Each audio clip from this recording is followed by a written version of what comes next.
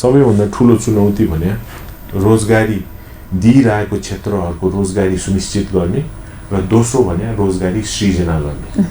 हाम्रो सबैभन्दा ठुलो बल र जनसङ्ख्या भएको बल भनेको हाम्रो युवावर्ग। कहाँ छन् यो युवा? नेपालमै छैन।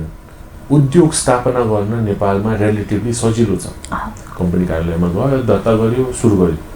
कर विभागले कर तिर्नु पर्यो भने हामीले भने कर त नतिर्ने कुरै छैन। हामी सबै जिम्मेवार व्यवसायहरू कर तिर्नै पर्छ, महासङ्घले त तिर्नै पर्छ, उठेको कर त तिर्नै पर्यो भने। लकडाउनको अगाडिदेखि हरेक व्यवसायको बजारमा क्रेडिट फसेको छ, पैसै उठेको छैन। मूल्य अभिवृद्धि कर त त्यहाँबाट पैसा आइसकेपछि हामीले तिर्ने हो भने किस्ताबन्दीमा लिँदा पनि इएमआई भनेर इक्वल मन्थली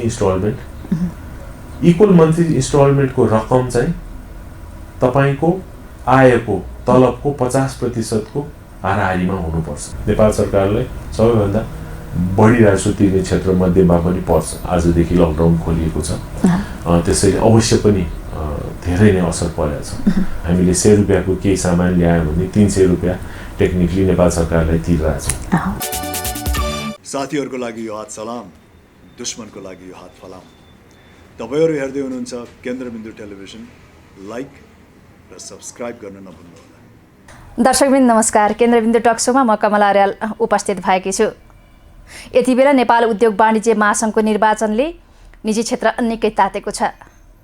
उम्मेदवारहरूले उम्मेदवारी घोषणा गरेर धमाधम प्रचार प्रसार गरिरहेका छन्, जसमा एसोसिएसन उपाध्यक्ष सौरभ ज्योतिले पनि उम्मेदवारी घोषणा गरेका छन्।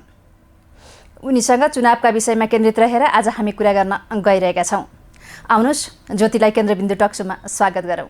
केन्द्रबिन्दु टक सोमा सौरभ सरलाई स्वागत छ। नमस्कार। उद्योग वाणिज्य महासङ्घको चुनाव नजिकै छ, कतिको लागेको छ चुनाव? अब चुनाव त म चुनावमा लागेको साँच्चै टेक्निकली भन्नुपर्दा त 6 वर्ष भइसक्यो। पहिलाको कार्यकालमा पनि म लागेकै थिएँ, तर संस्थाको हिसाबले, टिमको हिसाबले चाहिँ म अलिकता अर्को सदस्यलाई हामीले चाहिँ गर्ने, सर्वसहमति गर्ने भनेर हामीले चाहिँ अगाडि बढ्यौँ र म ब्याक गएँ।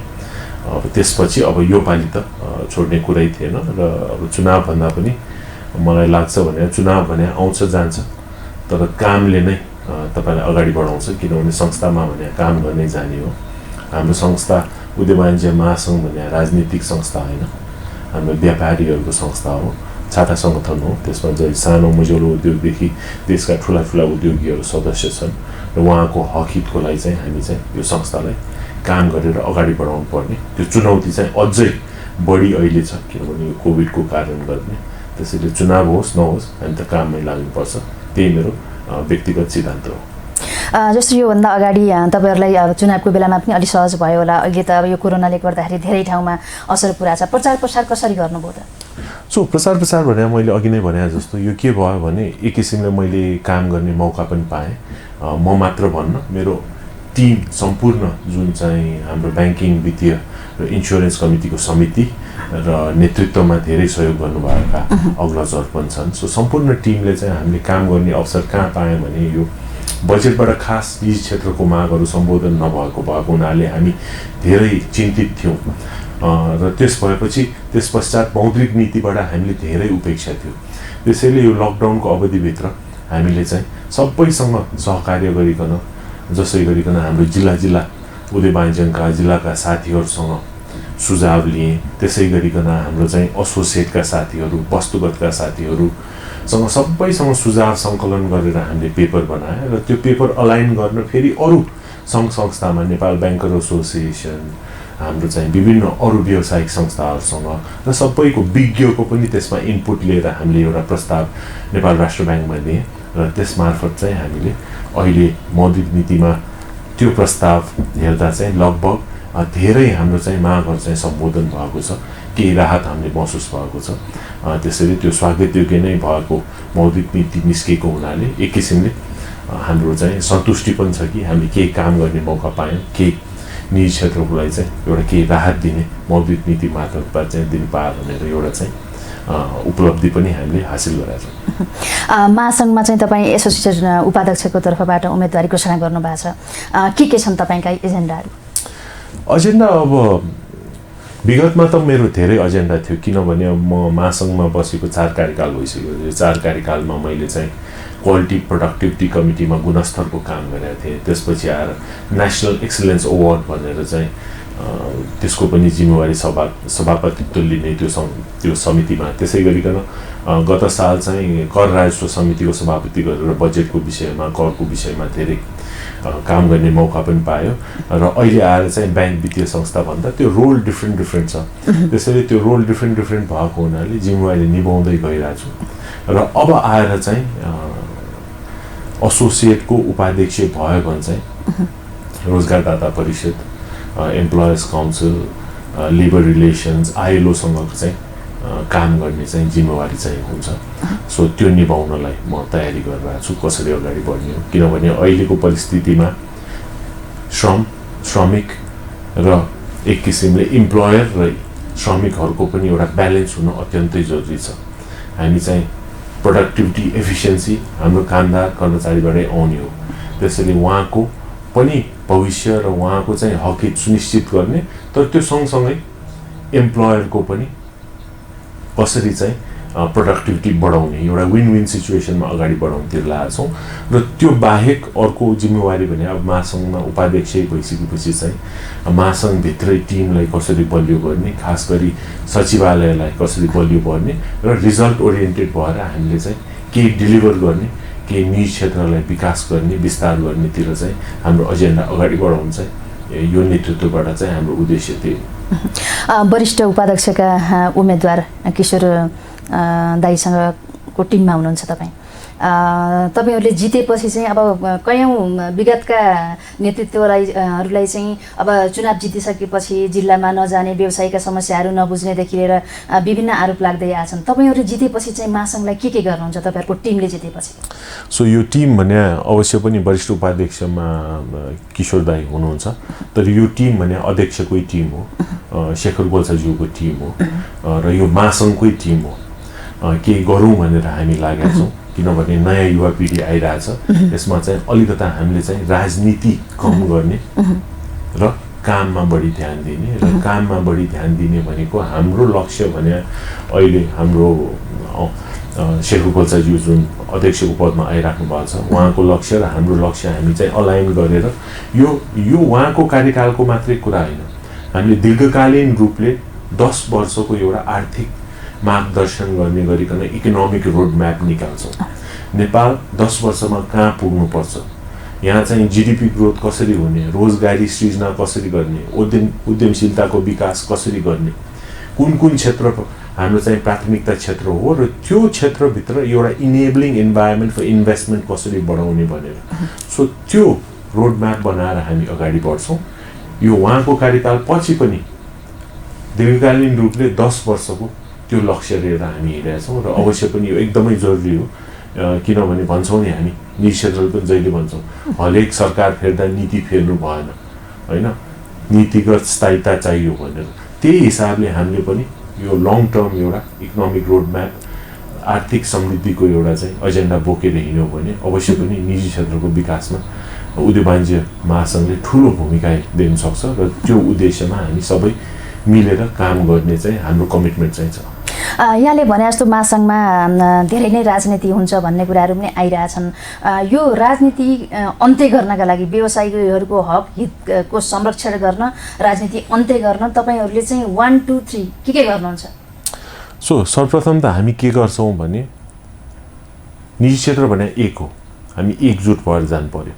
महासङ्घभित्र र महासङ्घ बाहिर पनि जुन विभिन्न सङ्घ संस्था छन्, एक रूप भएर हामी चाहिँ आर्थिक एजेन्डा लिएर अगाडि बढ्छौँ। दोस्रो भने हामीले सचिवालयलाई प्रोफेसनलाइज र बलियो गर्नु पर्यो र एक किसिमले डेटा ब्याङ्क र एउटा थिङ्क ट्याङ्क विज्ञहरू पनि सचिवालयमा राखेर हामीले चाहिँ त्यसलाई अगाडि बढाउनु पर्यो।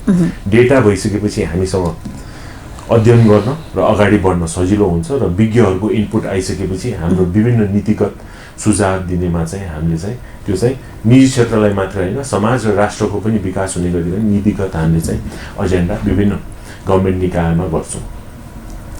तेस्रो भने हामीले के गर्छौँ भने अब्जेक्टिभ ड्रिभन, हाम्रो उद्देश्य के हो, उद्देश्यबाट दायाँ बायाँ नभइकन उद्देश्यमा हामी काम गर्छौँ। त्यो भनेको आर्थिक समृद्धि हो। आर्थिक समृद्धिको कुरा गर्दा चाहिँ खास गरी सानो मझौलो उद्योग जुन चाहिँ major contributors to the GDP, जब इम्प्लोइमेन्ट हुँदा हामी जहिले पनि के भन्छौँ भने केही सीमित व्यक्तिले ठुलो करदातामा राजस्व विभागमा तिर्ने सीमित व्यक्ति 800,000 जना छन् जसले 80% नेपालको राजस्व तिर्छन् र बाँकी 20% 10औं लाख व्यवसायहरूले 20% मात्रै तिर्छन् र करको दर जहिले पनि बढ्दै गइरहेछ, दायरा खुम्चिँदै गइरहेछ। त्यसैले करको दायरा बढाउने, दर घटाउने र समग्र रूपमा आर्थिक विकास र वेल्थ जेनेरेसन ल्याउनु पर्यो। मिडल क्लासको डिस्पोजेबल इन्कम बढ्नु पर्यो। सानो व्यवसायहरू, सानो मझौलो उद्योगहरू बढ्दै मध्यम वर्ग त्यसरी ठुलो व्यवसाय हुनु पर्यो। त्यो भयो भने हामी समृद्धि ल्याउँछौँ, त्यो भयो भने रोजगारी सृजना हुन्छ, त्यो भयो भने उद्यमशीलता बढ्छ र समृद्धिको बाटो त्यही हो। सो त्यो एजेन्डा लिएर हामी अगाडि बढ्छौँ।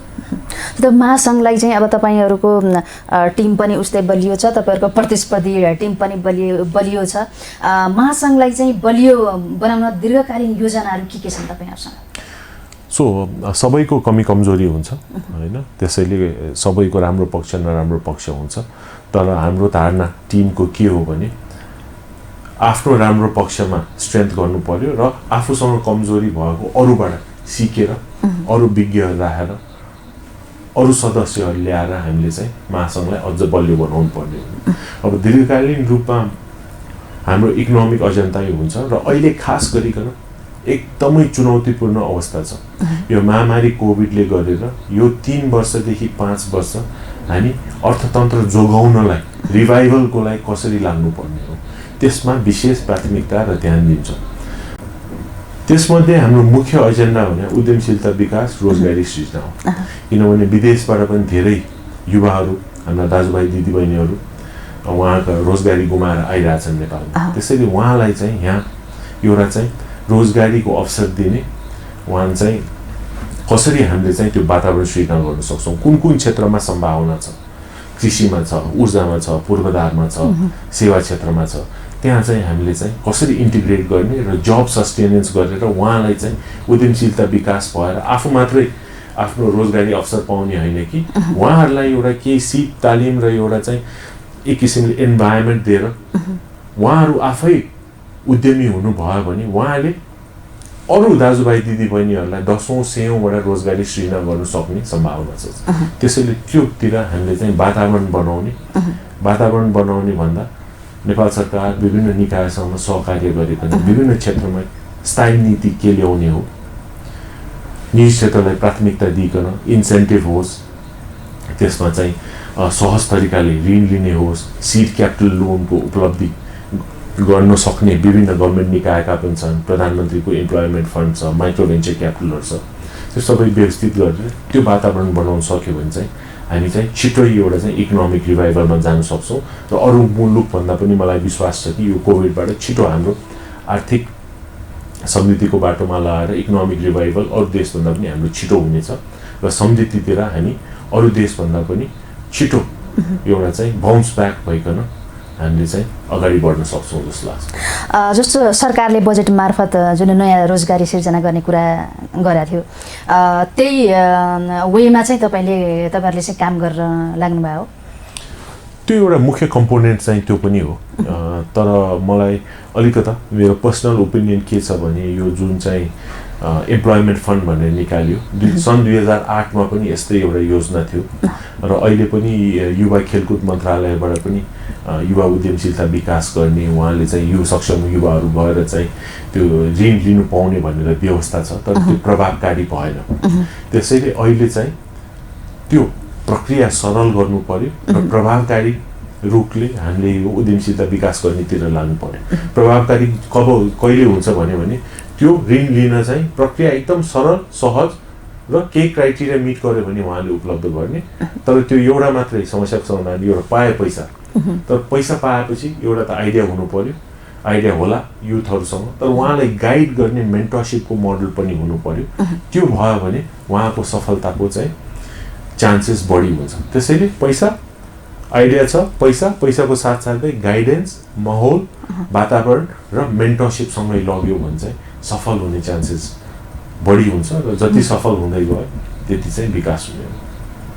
जस्तो महासङ्घको चुनाव नजिकै गर्दाखेरि हरेक वर्षका चुनावमा महासङ्घका हरेक चुनावमा यो भोटरहरू किन्ने कुराहरू पनि बजारमा सुनिन्छ। यो वास्तविकता के हो?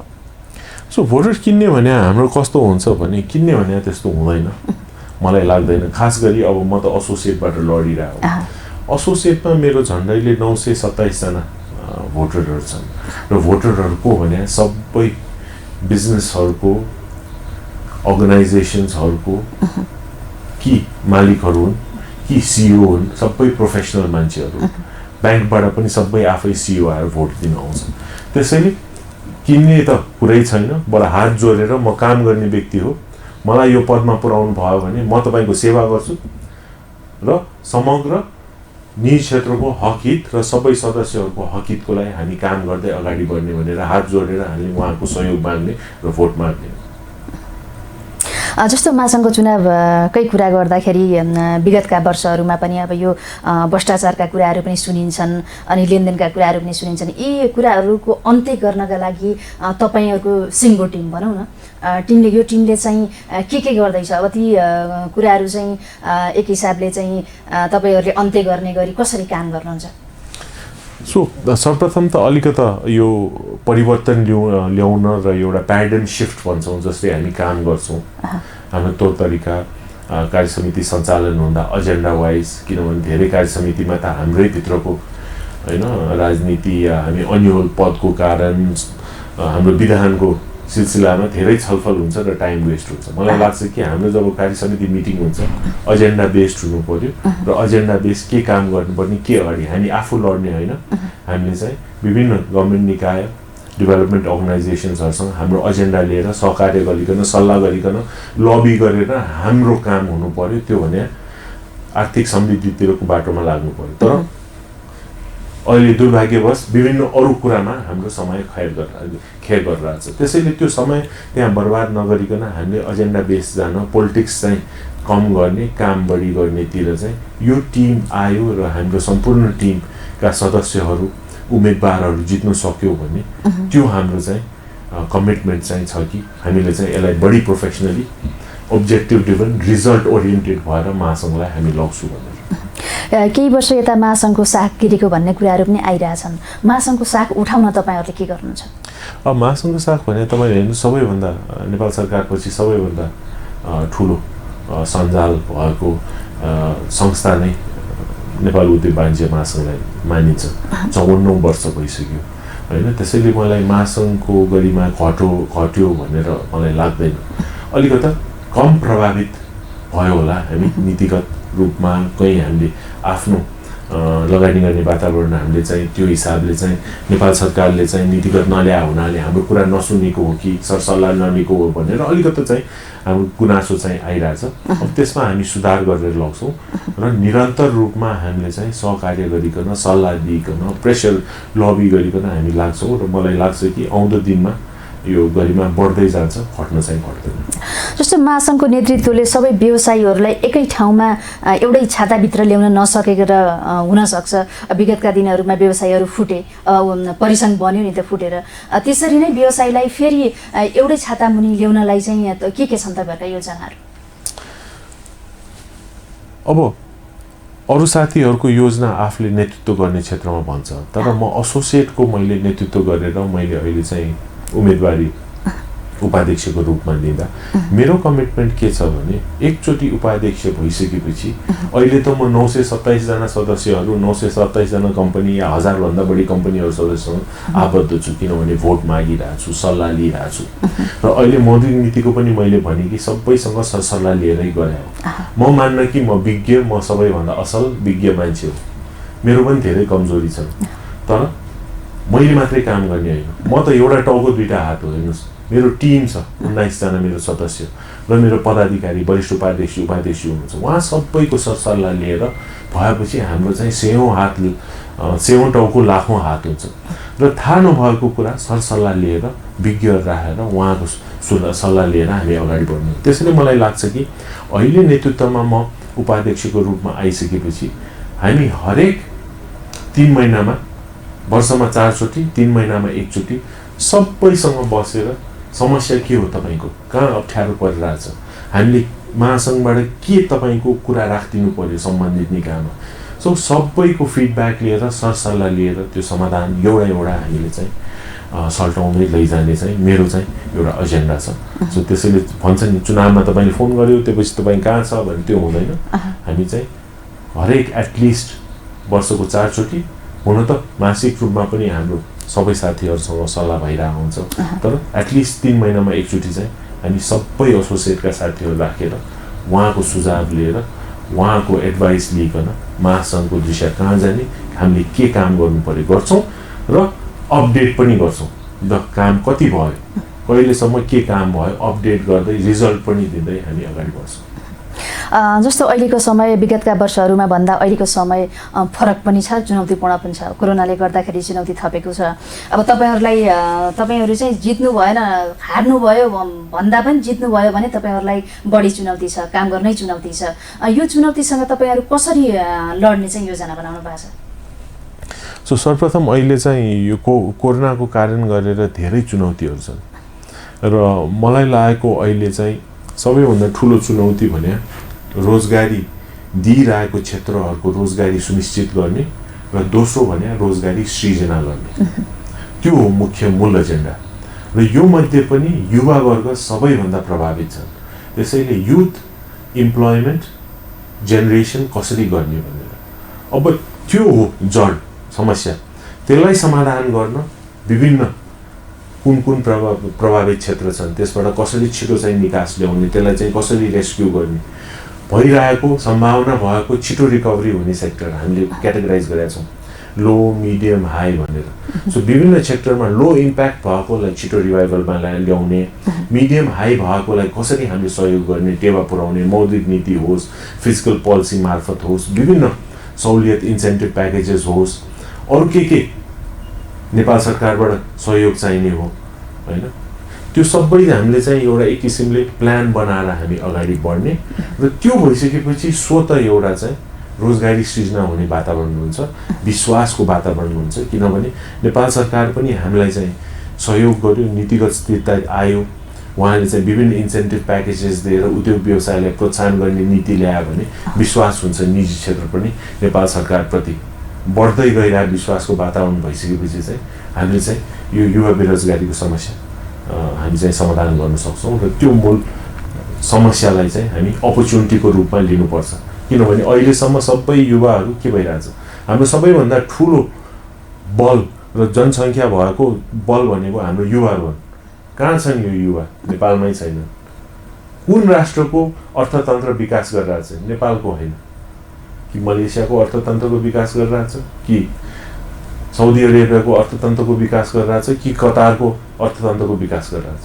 त्यो हाम्रो सबैभन्दा बलियो जुन जनसङ्ख्या युवाको जनसङ्ख्या छ त्यो बाहिर छ हो। अब चुनौती के छ भने त्यहाँ रोजगारी गुमाएर फर्किरहेछ, तर अवसर कहाँ छ भने जुन सिप र लगानी उहाँले त्यहाँ कमाएको छ अब आएर आफ्नै नेपालकै अर्थतन्त्रको विकास गर्छन्। त्यसैले त्यो अवसरको रूपमा लिनुपर्छ, तर त्यो गर्न हामीले वातावरण एउटा नीतिगत स्थिरता, नीतिगत नेपाल सरकारबाट सहयोग र निजी क्षेत्रले लगानी गरेर त्यो वातावरण दिनु सक्यौँ भने त्यो हाम्रो ठुलो एउटा चाहिँ अवसरको रूपमा हुन्छ र हामीले चाहिँ वेल्थ जेनेरेसन, इकोनोमिक डेभलपमेन्ट, एउटा समृद्ध नेपालको सपना हामी जुन जहिले पनि हामी साकार गर्न हामी सपना देखिरहेछौँ त्यो हामी साकार गर्न सक्छौँ।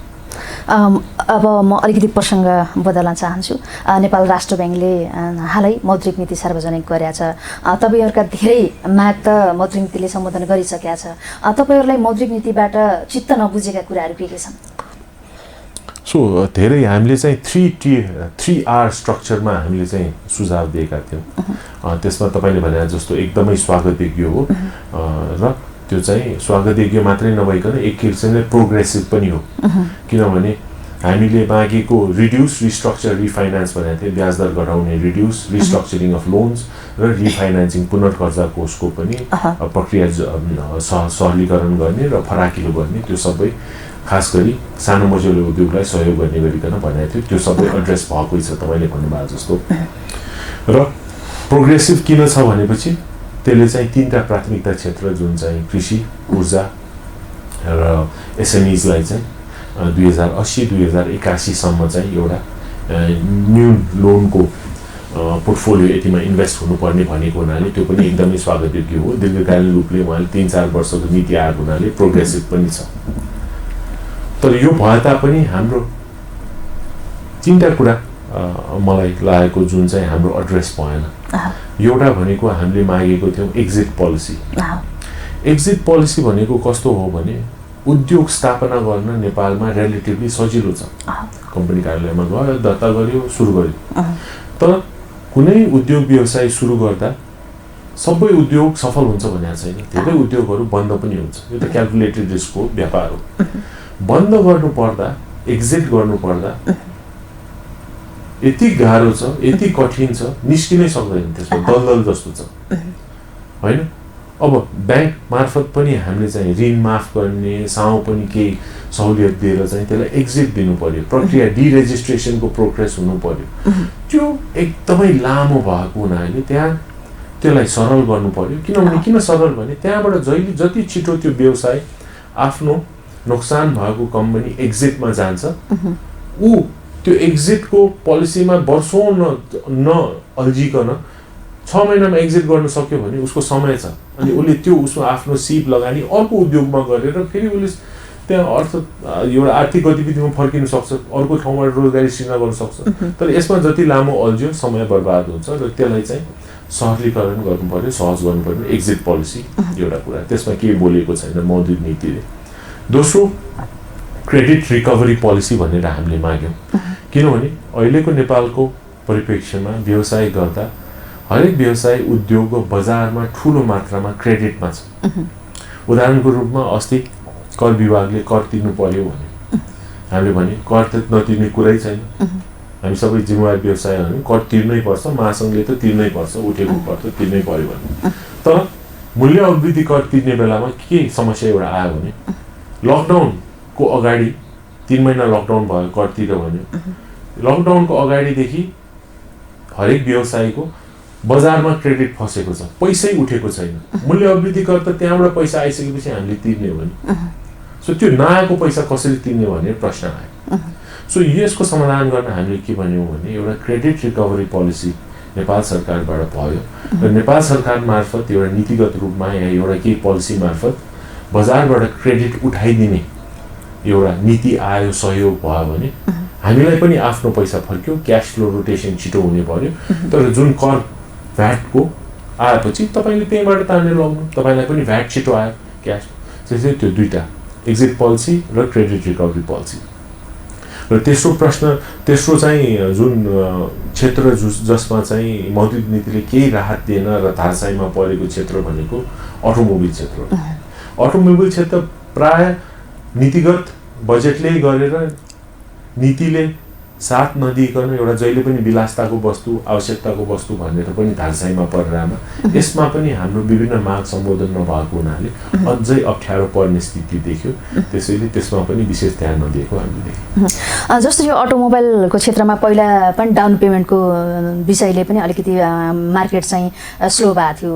अहिले कस्तो छ मार्केट अटोमोबाइल? सो माग सम्बोधन नभएको यही कुरामा हो। 50% डाउन पेमेन्टको माग एउटा छ। त्यसमा चाहिँ हामीले 50% चाहिँ हामीले, किनभने त्यतिकै गाडी अत्यन्तै महँगो छ यहाँ नेपालमा, भन्सार दर अन्तशुल्कले गरेर। त्यसैले 50% डाउन पेमेन्ट ग्राहकले दिनु सक्दैन। उसले त 7 वर्ष 8 वर्षमा म फ्युचर अर्निङबाट तिर्छु किस्ताबन्दी भनेर उहाँले किन्ने हो। 50% डाउन पेमेन्ट दिने अवस्था नभएको हुनाले त्यसलाई 20% जति 10-20मा ल्याउने हाम्रो एउटा सुझाव थियो। त्यो पनि माग सम्बोधन भएन। दोस्रो अर्को प्रावधान कस्तो छ भने किस्ताबन्दीमा लिँदा पनि इएमआई भनेर इक्वल मन्थली इन्स्टलमेन्टको रकम चाहिँ तपाईँको आयको तलबको 50% को हाराहारीमा हुनुपर्छ। तपाईँको त्यो इएमआईको रकम 50% भन्दा कम छ भने तपाईँ फाइनेन्समा एलिजिबल हुँदैन, तपाईँ फाइनेन्समा गाडी या मोटरसाइकल लिन सक्नुहुने भनेर एउटा प्रावधान छ। त्यो पनि हटाउनु पर्यो भनेर हाम्रो मान्यता थियो। लजिक त्यसमा के छ भने आय त तलब मात्रै होइन, नेपालमा हरेक सानो ठुलो व्यवसायमा होस् या कोही सर्भिस सेक्टरमा होस् या कृषक होस्, आय त अफिसियल आय हो, तर उसको घर जग्गा सम्पत्ति अलि अरू आय पनि हुन्छ। त्यसैले त्यसले मात्रै दाँजो गर्न मिलेन कि एलिजिबिलिटी तपाईँ हुनुहुन्छ कि हुनुहुँदैन भने, त्यसैले त्यसलाई पनि खारेज गर्नु पर्यो र यसले गर्यो भने चाहिँ अलिकता रिभाइभलतिर अटोमोबिल जान्छ र रिभाइभल भनेको हाम्रो मात्रै विन विन सिचुएसन होइन। अटोमोबिल क्षेत्र भनेको नेपाल सरकारलाई सबैभन्दा बढी राजस्व तिर्ने क्षेत्र मध्येमा पनि पर्छ। त्यसैले त्यो राजस्व सङ्कलन गर्न पनि टार्गेट मिट हुन पनि अटोमोबिल क्षेत्रबाट चाहिँ सहयोग हुने भएको हुनाले यो माग हामीले राखेका थियौँ, तर सम्बोधन भएको छैन।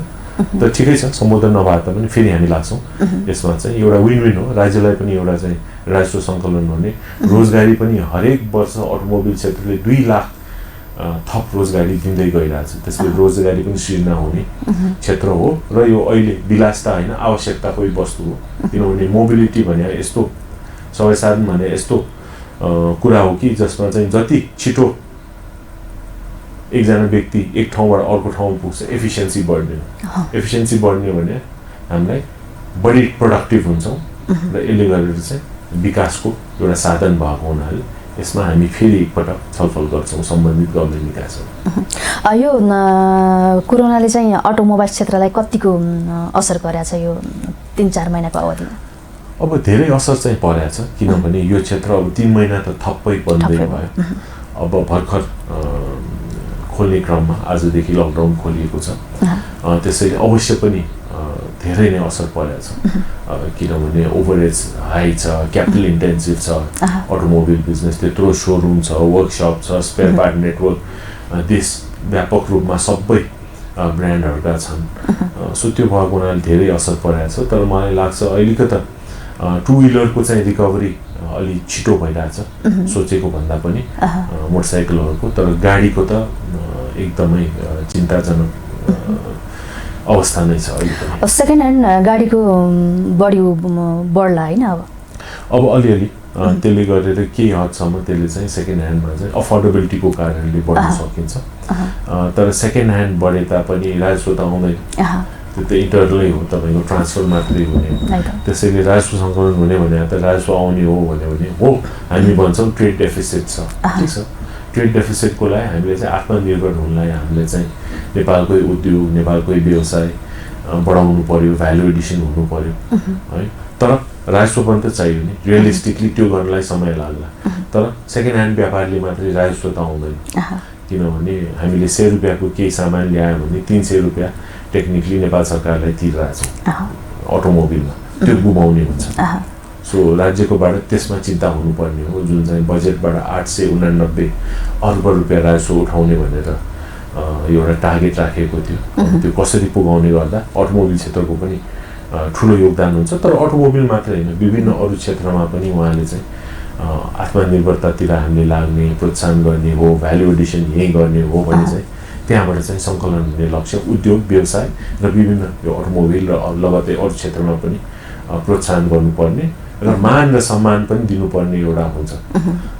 मान सम्मान र सुरक्षा भन्छु म नेपाल सरकारबाट होइन। किनभने अहिले व्यापार गर्ने भने हामीलाई सम्मान पनि छैन, सुरक्षित पनि छैन। लगानी सुरक्षित किन छैन भने आजको भोलि नीति फेर्नु सकिन्छ। अर्बौँ लगानी गर्यो, करोडौँ लगानी गरिसकेपछि नीति आजको भोलि फेऱ्यो भने मेरो लगानी के गर्ने, यत्रो जग्गा किनिसकेको छ, यति पैसा लगानी गरिसकेको छ होइन, सेमो मान्छे रोजगारीमा राखिसकेको छ। त्यसैले मान सम्मान र सुरक्षा चाहिँ व्यवसायहरूलाई दिनु पर्यो र हामी चाहिँ अर्थतन्त्रलाई बोकेर अगाडि हिँड्छौँ। जस्तो सरकारले चाहिँ बजेट मार्फत यो विद्युतीय गाडीको भन्सार पनि बढायो, अब के हुन्छ यो विद्युतीय गाडीको भविष्य चाहिँ के हुन्छ, कसरी हेर्नु भएको तपाईँहरूले? सो यो मलाई लाग्छ यो विद्युतीय गाडी भनेर म सीमित भएर कुरा गर्न, म सैद्धान्तिक रूपले यो इक्जाम्पललाई लाउँछु। विद्युतीय गाडी 10% ट्याक्स थियो र सार्वजनिक यातायातमा 1% थियो। अब 10% भएको विद्युतीय गाडीलाई त्यही सरकार, त्यही नेतृत्व जब बोलिरहेछ हो हाम्रो प्राथमिकता बिजुलीमा जानु पर्यो, बिजुली गाडी प्रोत्साहन गर्नु पर्यो भने बोलिरहेछ त्यो नेतृत्वले। त्यही नेतृत्वले त्यही बजेटमा 10% को ड्युटी अब झन्डैले 60-70 ब्याट्रीको क्यापेसिटी हेरेर 5-6 गुणा बढ्यो। अब त्यो मेसेज निजी क्षेत्रलाई के जान्छ? आज मैले इलेक्ट्रिकको छोडिदिनुहोस्, आज मैले स्टिल उद्योगमा लगानी गरेँ, आज मैले कृषि क्षेत्रमा लगानी गरेँ, आज मैले केही गरेर प्लास्टिक उद्योग खोले या मैले मास्क फ्याक्ट्री खोले, आज त सहुलियत छ होला, यति ट्याक्स दर छ, तर भोलि आएर तुरुन्तै नीति फेरेर मेरो ट्याक्स बढ्यो, मेरो कस्टम्स ड्युटी बढ्यो भने म त बर्बाद हुन्छु भनेको। नेपाल सरकारले स्थायी नीति ल्याएर के भन्नु पर्यो भने ल यो नीति हो, जेसुकै भए तापनि 10 वर्षसम्म तपाईँको नीति फेर्दैन, तपाईँ ढुक्क भएर लगानी गर्नुहोस्। त्यसैले निजी क्षेत्रको विश्वास जित्नु पर्यो सरकारले, ढुक्क भएर लगानी गर्नुहोस्, हामी तपाईँको साथमा छौँ, हामी तपाईँलाई सहयोग गर्छौँ, त्यति मागे हो हामीले। अब आजको भोलि यस्तो नीति फेर्यो भने त कसले लगानी गर्छ? लगानी त झन् कम हुँदै जान्छ, झन् उद्योगमा कम लगानी गर्ने अनि सबै ट्रेडिङतिर बढी आकर्षित हुन्छ।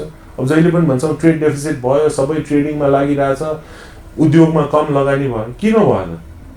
रिस्क भर्सेस रिवार्ड भन्छौँ होइन, ट्रेडिङमा रिस्क कम छ, रिवार्ड बढी भइरहेछ। किनभने केही थप्यो भने मैले ब्याज दरै भनौँ न, भन्सार दरै थप्यो, ट्याक्स केही नीति फेऱ्यो भने म रोकौँला, के होला म्याक्सिमम, मैले त आयात रोकौँला।